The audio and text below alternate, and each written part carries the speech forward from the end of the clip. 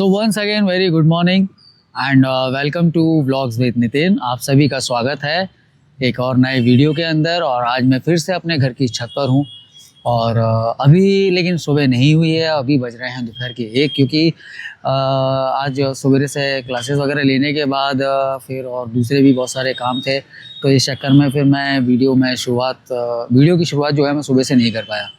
और आज मेरा प्लान था एक्चुअल में यहाँ पर एक बजरंगबली का मंदिर है जिसको हम लोग गरगश के हनुमान बोलते हैं, वहाँ जाने का, क्योंकि कुछ दिनों से बहुत सारी चीज़ें सही नहीं हो रही है, तो मैंने सोचा कि वहाँ जाकर एक बार दर्शन करके आते हैं। वहीं पे बालाजी महाराज का मंदिर भी है, तो वो भी मैं आपको दिखाऊंगा अगर मैं आज वहाँ गया तो, है ना। अभी थोड़ी देर के लिए मैं यहाँ छत पर बैठकर धूप सेक रहा हूँ, क्योंकि पिछले 2 दिन से क्या है, अचानक से आज है 20 तारीख, यानी 18 तारीख से ग्वालियर के अंदर एकदम से सर्दी बढ़ गई। एकदम से सर्दी, रातों रात, मतलब कोहरा और ठंडी हवा, बहुत तेज़ ठंडी हवा चल रही है इस समय ग्वालियर के अंदर, बहुत तेज़ सर्दी है। ठीक है, मतलब है, मुझे तो लग रही है, बाकी किस किस को लग रही है किसको नहीं लग रही है वो मैं नहीं कह सकता, but I am feeling too cold.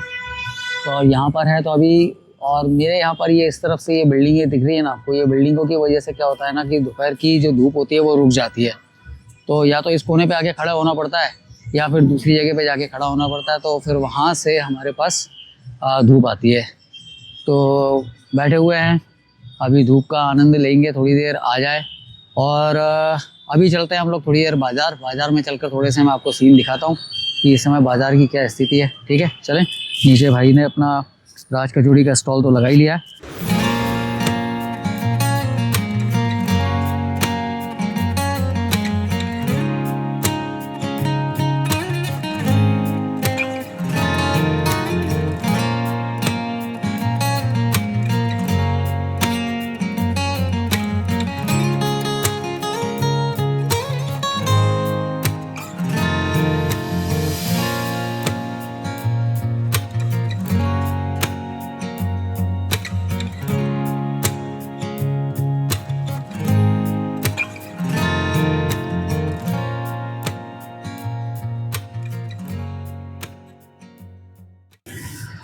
तो दोस्तों, अभी मैं गरगश के हनुमान तो मैं नहीं गया हूँ, लेकिन मैं जिस जगह पर आया हूँ, इस जगह पर आने के लिए मैं पिछले 1.5 साल से सोच रहा था, और फाइनली मैं आज आ गया हूँ, और ऑल ऑफ सडन मेरा यहाँ आना हुआ है। और जिस जगह पे मैं हूँ ये है जियो साइंस म्यूज़ियम। ठीक है, और जियो साइंस म्यूज़ियम के अंदर आपका स्वागत है। आज मैं यहाँ जो कुछ भी देखूँगा वो सब चीज़ें मैं आपको दिखाता हूँ। सबसे पहले मैं आपको यहाँ पर लगा हुआ मिनरल मैप ऑफ इंडिया दिखाता हूँ, जो कि ये रहा। ये जो सामने आप देख रहे हो ये है मिनरल मैप ऑफ इंडिया, और ये ऊपर की तरफ आप देख रहे हैं ना, ये यहाँ लगा हुआ है एलिफेंट टस्क, ये हाथी के दांत हैं।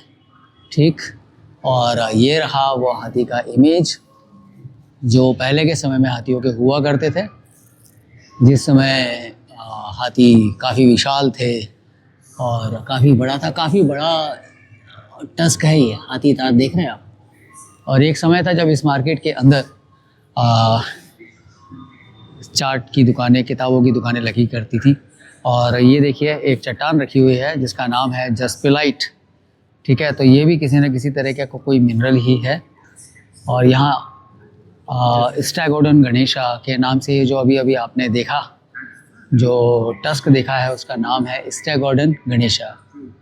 ठीक है, एक गणेश जैसी, भगवान गणेश के जैसे सूंड वाले जानवर का ये टस्क है, जो हाथी का ही है और जो अब एक्सटिंक्ट यानी विलुप्त हो चुका है, और इसका नाम भगवान गणेश के नाम के आधार पर रखा गया है। चलो अब आगे बढ़ते हैं, आगे के एरिया में देखते हैं हमें क्या क्या दिखाई देता है। और इस समय जो आप वो इमेज मेरे सामने देख रहे हो, जो कैमरे पर, स्क्रीन पर आपको दिखाई दे रही है, यह है इवोल्यूशन ऑफ अर्थ। कि किस तरीके से आपके पास प्रेजेंट में जो अर्थ है वो आप देख पाते हो, किस तरीके से वो बनी है। ये है आपकी प्रेजेंट अर्थ, और ये था आइस एज। इसके पहले जब मिनरल्स यहाँ निकलना शुरू हुए, उसके बाद फिर जो ऑक्सीडेशन की प्रोसेस हुई, फिर यहाँ पर ग्रेनाइट कैसे बना, बसॉल्ट कैसे बना, फिर यहाँ पर फोटोसिंथेसिस की प्रोसेस जब स्टार्ट हुई, और किस तरीके से यहाँ जो रिवॉल्यूशंस हैं और अर्थ है और सोलर सिस्टम का जो हमारा मतलब सिस्टम बना हुआ था, किस तरीके से टक्कर के कारण अर्थ हमारी पूरी की पूरी बनी है। वो चीज़ आपको यहाँ देखने को मिलेगी। बहुत खूबसूरती से इसको यहाँ पर इन लोगों ने बनाया है, ठीक है। इसके बाद फिर यहाँ पर ये नीचे उस समय के जो चीज़ें आपको मिली थी वो सारी की सारी चीज़ों की आपको यहाँ जानकारी आपको देखने को मिल जाएगी। जैसे कि यहाँ पर लिखा हुआ है, पृथ्वी की सबसे पहले जो चट्टान आपको दिख रही है, पृथ्वी की चट्टान, सतह पर चट्टान की प्रथम और एक पतली परत बनने में लगभग 10 करोड़ वर्ष लगे थे। ऐसी सारी जानकारी आपको यहाँ पर लिखी हुई है और एक स्पेशल इंस्ट्रक्शन भी है दैट डू नॉट टच, और सही बात भी है, छूना नहीं चाहिए। तो मेरे जो स्टूडेंट्स हैं जो नहीं जानते कि क्वार्ट्ज क्या होता है, उन्होंने केवल फिजिक्स की बुक में देखा हुआ है, तो मैं उन्हें भी बता देना चाहता हूँ कि क्वार्ट्ज कुछ इस तरीके से होता है, ट्रांसपेरेंट है, ठीक है। और ये है टूरमैलिन। टूरमैलिन, ये जो इसका स्ट्रक्चर दिया हुआ है कुछ सुपरमैन मूवी की तरह है। सुपरमैन का हाउस भी इसी तरीके से हुआ करता था। और ये वाली इमेज के अंदर आप ध्यान से देखेंगे तो यहाँ आपको बताया गया है कि किस तरीके से फोटोसिंथेटिक एल्गाई जो थे वो पैदा हुए और धरती पर जीवन की शुरुआत होना शुरू हुई। काफ़ी अच्छे तरीके से इसको बनाया है, बहुत अच्छे तरीके से, मतलब बच्चों के लिए काफ़ी अच्छा है। और किस तरीके से जो हमारा भूकंप आता है तो भूकंप के लिए ये शायद कोई मशीन है, रिक्टर स्केल मशीन है, क्या है ये पता नहीं है, अभी देखते हैं। मैं आपको बताता हूँ, 2 मिनट रुकिए। तो अभी जो इमेज आप देख रहे हो ना, ये यहाँ पर वॉल्केनो एक्सप्लोजन का एक इमेज है। वॉल्केनो एक्सप्लोजन किस तरीके से होता है, उसके बाद फिर धरती के अंदर जो क्या बोलते हैं उसे हम लोग, भूकंप आते हैं, ठीक है, अर्थक्वेक्स आते हैं, वो किस तरीके से आते हैं, तो उसी के लिए ये वाला जो मॉडल है ये यहाँ पर रखा गया है। यहाँ पर मैं ये जो स्विच है इसको जब मैं दबाऊंगा तो आप देखेंगे कि यहाँ पर भूकंप की जो लहरें होती हैं वो किस तरीके से आगे की तरफ ट्रांसफ़र होती हैं। वो देखिए आप, ये देखिए आप, यहाँ से आपको दिख रहा होगा, ये यहाँ पर ये हिलना शुरू हो गई, ठीक है। और ये P टाइप की वेव्स हैं और ये S टाइप की वेव्स हैं। जब इस तरीके से भूकंप मिलता है तो ये पूरा का पूरा डेमोन्स्ट्रेशन यहाँ पर दिया गया है, ठीक है। और ये भी आपको बताया गया है कि पृथ्वी के अंदर पहले बेसिकली क्या था, ये 20वीं शताब्दी तक किसी भी मानव जाति को नहीं मालूम था। पृथ्वी की सतह और से उसके केंद्रीय क्रोड तक लगभग 6400 किलोमीटर की दूरी में केवल मनुष्य 11 किलोमीटर की दूरी तक ही पहुंच सका है, ठीक है। पृथ्वी की जो सतह है, मतलब एक अच्छी जानकारी मिली कि 6400 किलोमीटर अंदर तक है और हम सिर्फ 11 किलोमीटर अंदर तक ही पहुँचे। और ऊपर की तरफ ही एक डिज़ाइन बनाया हुआ है अर्थ का, जिसमें आपको अर्थ का बाहरी शेल, उसका मतलब जो क्रस्ट होता है, क्रोड होता है, ये सब चीज़ें इसमें यहाँ पर दर्शाई गई हैं। और ऊपर की तरफ अगर आप देखोगे तो ये जो लाल नीले आपको दिखाई दे रहे हैं, ये केमिकल बॉन्ड्स हैं।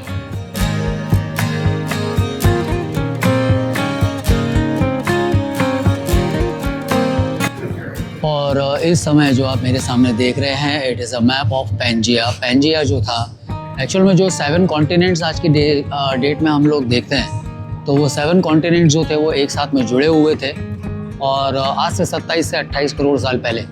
और उसके बाद जब यहाँ पर जो अर्थ का कोर, मेंटल और क्रस्ट वाला पार्ट था, उसके अंदर किसी न किसी तरीके की कोई हलचल पैदा हुई, तब सारे के सारे कॉन्टिनेंट्स जो थे वो अलग अलग पार्ट में वहाँ चले गए। तो कोई अफ्रीका बना, कोई अमेरिका बना, कोई एशिया बना, कोई यूरोप बना।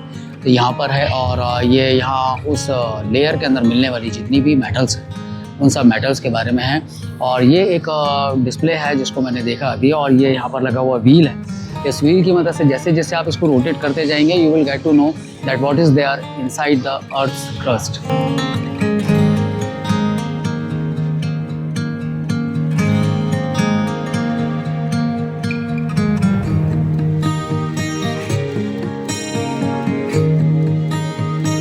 का स्टोन जो है ये नाइस है। इनमें से बहुत सारी चीज़ें तो ऐसी हैं जो शायद मैंने अपनी लाइफ में कभी देखी भी नहीं है। तो आगे पहले हम लोग देख लेते हैं। और यहाँ पर बहुत सारी चीज़ें रखी हुई हैं। यहाँ पर भी एक अलग अलग तरीके के पत्थर हैं, ठीक है। ये प्लांट फॉसिल है एक्चुअल में देखा जाए तो ये गोंडवाना से हासिल किया गया, यानी जबलपुर एरिया के आसपास से। ये सारे के सारे प्लांट फॉसिल्स हैं। इनके अंदर, ये पेड़ों के अंदर, ये देखिए आपको ये दिख रहा होगा, ये प्लांट है साइनोग्नेथस। ये भेड़िए की प्रजाति का एक जानवर हुआ करता था जो कि अब नहीं है। दिखने में ही काफ़ी खतरनाक लग रहा है, ठीक है। तो जब लाइव ये रहा हुआ होगा तो कितना खतरनाक होगा, सोचने वाली बात है। And welcome to the next segment, जहाँ पर आपको वॉल्केनो देखने को मिलेगा। ये वॉल्केनो का मॉडल बना हुआ है और ये स्क्रीन के ऊपर पूरा का पूरा डिस्प्ले चल रहा है कि किस तरीके से वॉल्केनो फटता है, उसमें से जो लावा है, लावा का इरप्शन होता है। ये पूरा आपके सामने दिख रहा है, बिजली कड़क रही है, ठीक है। और किस तरीके से लावा मेल्ट होकर नीचे की तरफ आता है और आने के बाद ये पूरा लावा यहाँ पे डिस्प्ले किया जा रहा है। कि किस तरीके से लावा मेल्ट होकर आपका नीचे की तरफ आता है। आने के बाद फिर वो अलग अलग जगह पर जम जाता है और जमने के बाद फिर उसके बाद उसकी अलग अलग रॉक्स बनती हैं, जैसे कि ये बेसॉल्ट है। यहाँ पर भी ये बेसॉल्ट के ही हैं। अलग अलग मेटल्स जो होती हैं वो हमें ज्वालामुखी में से ही देखने को मिलती हैं। और इस वीडियो के अंदर आप देख सकते हैं ये जो स्लाइड लगाई हुई है और इसके ऊपर टाइटल लिखा हुआ है यू बी द वॉल्केनो।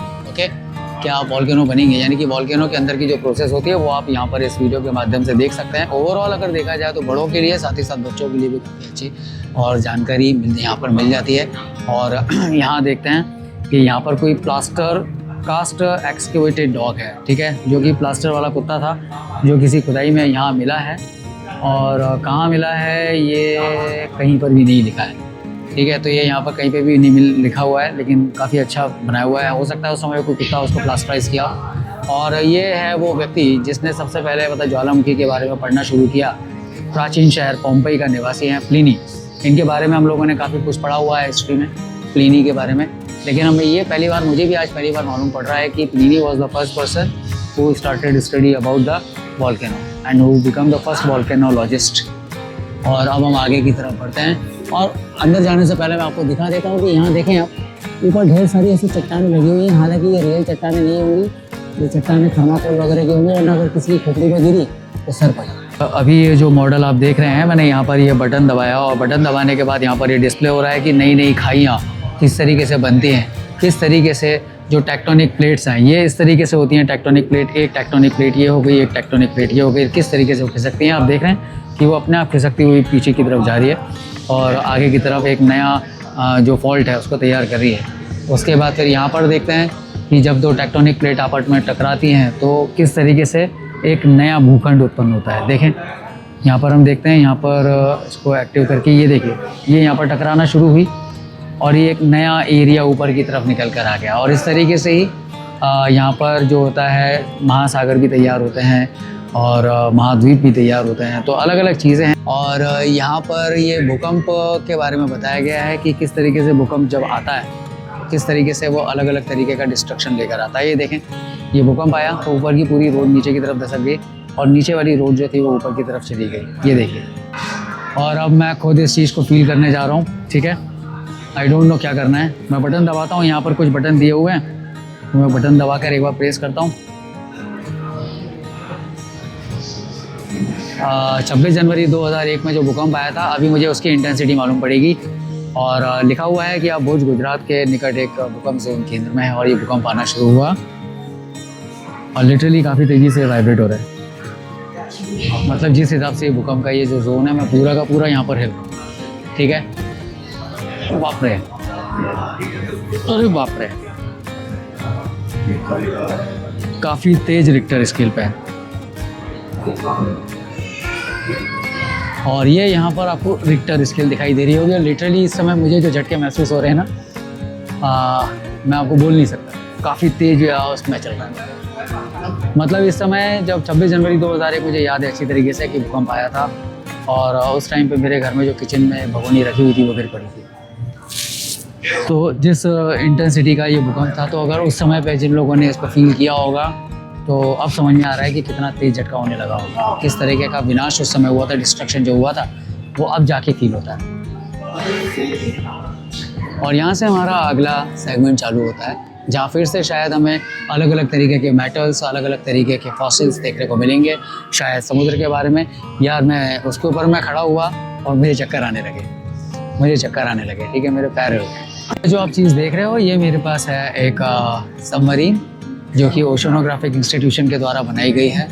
और इसको समुद्र के अंदर जितनी भी जानकारियाँ लेनी होती हैं उसके बारे में जानने के लिए इसको समुद्र के अंदर डिप्लॉय किया जाता है, तो वहाँ से मिलता है।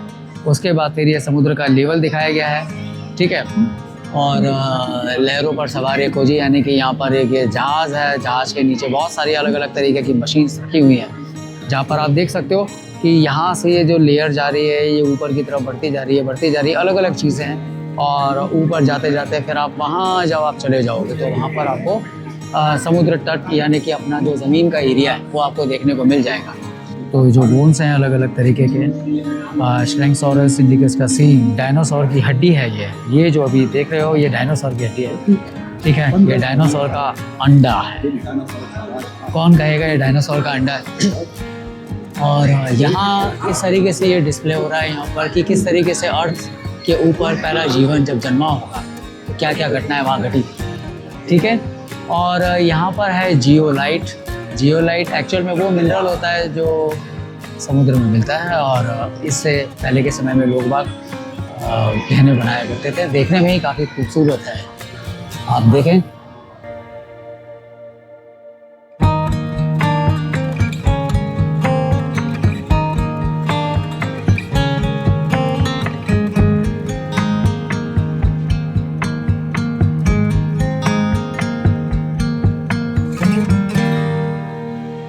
ये आप देखें, यहाँ पर आपको देखने को मिल जाएगा किस तरीके से यहाँ लाइटिंग के साथ में इसको एडजस्ट किया गया है।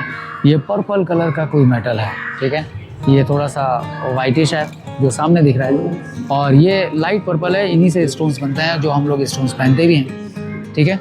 और यहाँ पर ये नाइट है, अलग अलग तरीके के अलग अलग स्टोन्स आपको यहाँ देखने को मिलेंगे। फिर इधर की तरफ है आपके पास, और इस तरफ से भी देखने की कोशिश कीजिए। ये वाला जो आप देख रहे हो ना, इसको देखकर ऐसा लग रहा है जैसे कि हम सुपरमैन की मूवी के अंदर सुपरमैन का जो हाउस था, सामने देखने की कोशिश कीजिए। मैं आपको अभी जूम करके एक बार दिखाता हूँ।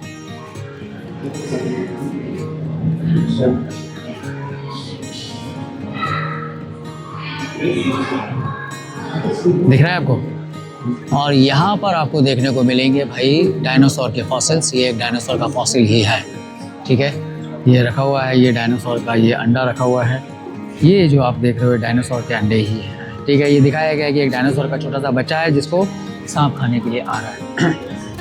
और ये जो रखी हुई है ये ओल्डेस्ट रॉक ऑफ इंडिया है, ठीक है। ये जैम स्टोन्स का एरिया है, ये है देखने लायक एरिया, ठीक है।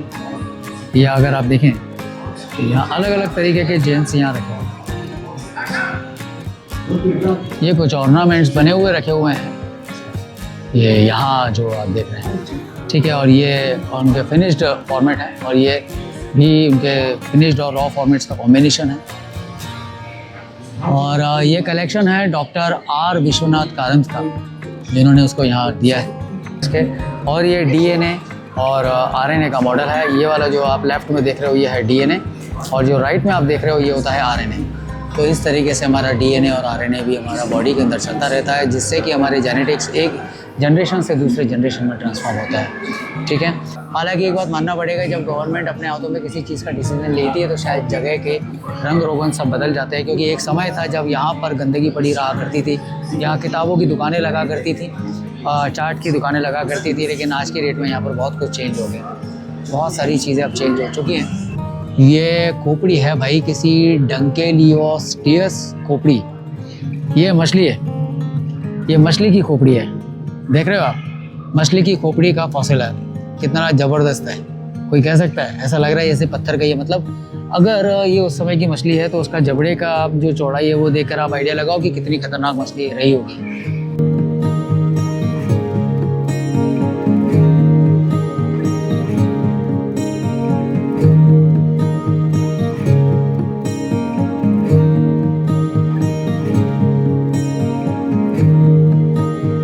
और मेरे सामने इस समय खड़ा हुआ है डायनासोरस, जिसका नाम है राजसोरस। बनाया काफ़ी अच्छा है, आंखों का मूवमेंट हम देख रहे हो, इसके। अच्छा जरा इमेजिन कर देखो कि इतना बड़ा जानवर आपके सामने रियलिटी में आ जाए, क्या करें?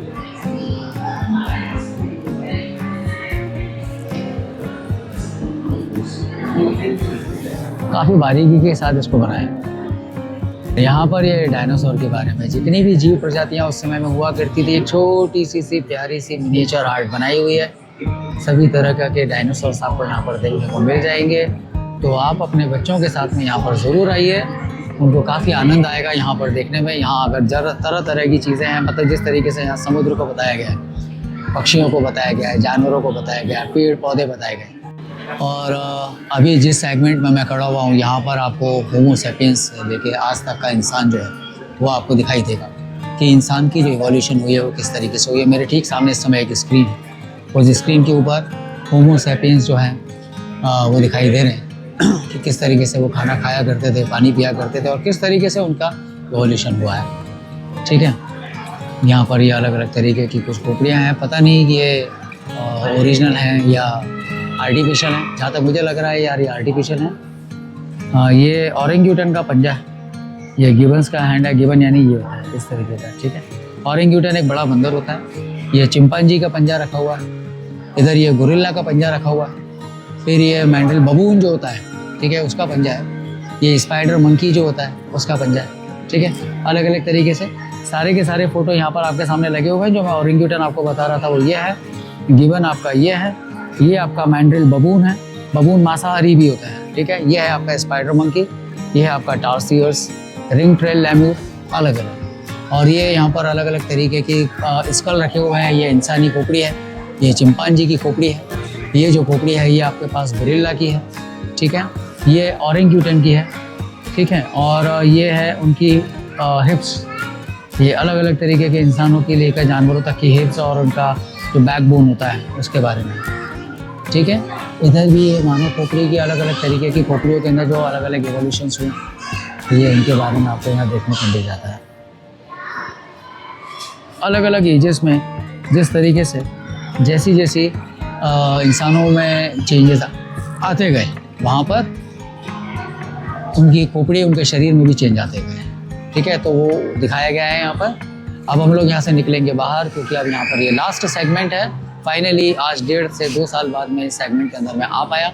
अब मैं यहाँ से आगे बढ़ूंगा और एक ये लास्ट आपको और दिखा देता हूँ कि किस तरीके से फॉसिल्स जो होते हैं वो खोजे जाते हैं, किस तरीके से जो आर्कियोलॉजिस्ट होता है वो जाता है, साथ में उनके साथ में ट्रेन मजदूर होते हैं वो जाते हैं, और फिर वो लोग अलग अलग जगह से अलग अलग काम की चीज़ें खोजते हैं और फिर उन्हें आपके और हमारे सामने ज्ञान बढ़ाने के लिए रखते हैं। तो ये है आपका लास्ट सेगमेंट, जहाँ से अब हम लोग बाहर निकलेंगे और ये होमिनिड इवोल्यूशंस के बारे में आखिरी स्क्रीन है। तो आई होप कि आप लोगों को ये वीडियो पसंद आया होगा और इसके बाद अब मेरा यहाँ से बाहर निकलने का विचार है। यहाँ से मैं घर से बाहर घर जाऊँगा और फाइनली मैंने अपना वीडियो तो कंप्लीट कर ही लिया। और वीडियो में मुझे भी काफ़ी अच्छा लगा बनाते में, क्योंकि मेरा पहला एक्सपीरियंस था। इससे पहले मैं कई बार सोच रहा था आने के, लेकिन आ नहीं पाया। और अब मैं ऐसे जाऊँगा, जाते जाते मैं आपको इस बिल्डिंग के बाहर भी कुछ रॉक हैं, कुछ मॉन्यूमेंट हैं वो दिखा देता हूँ, कुछ स्ट्रक्चर वो दिखा देता हूँ, बिल्डिंग दिखा देता हूँ, और फिर हम अपने वीडियो को कवर करेंगे।